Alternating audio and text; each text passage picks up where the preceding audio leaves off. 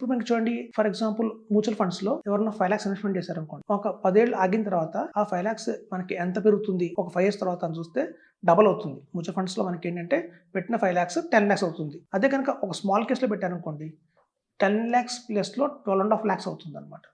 So చూస్తే మీకు ఇక్కడ పెట్టిన 5 lakhs కానీ మ్యూచువల్ ఫండ్స్లో పెడితేనేమో 10 లక్షలు అయింది, స్మాల్ కేసులో పెడితే 12.5 lakhs అయింది. అదే పిఎంఎస్లో మనకి ఏంటంటే మినిమం 50 lakhs పెట్టాలి కాబట్టి అది నెక్స్ట్ మనం రాబోయే రోజుల్లో చెప్పుకుందాం దాని గురించి, అది ఇంకెంత బాగా రిటర్న్ ఇస్తుంది అనేది. సో కాబట్టి ఏంటంటే ఈవెన్ పిఎంఎస్లో చాలా తెలియదు ఏంటంటే ఈ స్మాల్ కేసులో మన ఎస్ఐపి ద్వారా కూడా ఇన్వెస్ట్మెంట్ చేయొచ్చు. 25,000 రూపీస్ పర్ మంత్ ఎస్ఐపి చేసే వాళ్ళు ఎవరైనా ఉంటే కనుక నా ఉద్దేశం ప్రకారం మ్యూచువల్ ఫండ్స్ కంటే కూడా మనం స్మాల్ కేసులో ఇన్వెస్ట్మెంట్ చేసుకుంటే లాభాలు అయితే అధికంగా ఉంటాయి. ఎందుకంటే మనకు మ్యూచువల్ ఫండ్స్ లో తెలియకుండానే ఫండ్ మేనేజ్ ఏం చేస్తారంటే ఆల్మోస్ట్ ఒక 100 స్టాక్స్ కొంటారు. సో 100 స్టాక్స్ లో మీరు వెళ్ళేదంటే ఆ 100 స్టాక్స్ లో నిజంగా మీకు రిటర్న్ ఇచ్చేది ఎంత అంటే ఓన్లీ 30 స్టాక్స్ ఉంటాయి. మిగతా బ్యాలెన్స్ 70 స్టాక్స్ పెద్ద ఉపయోగం ఉండవు.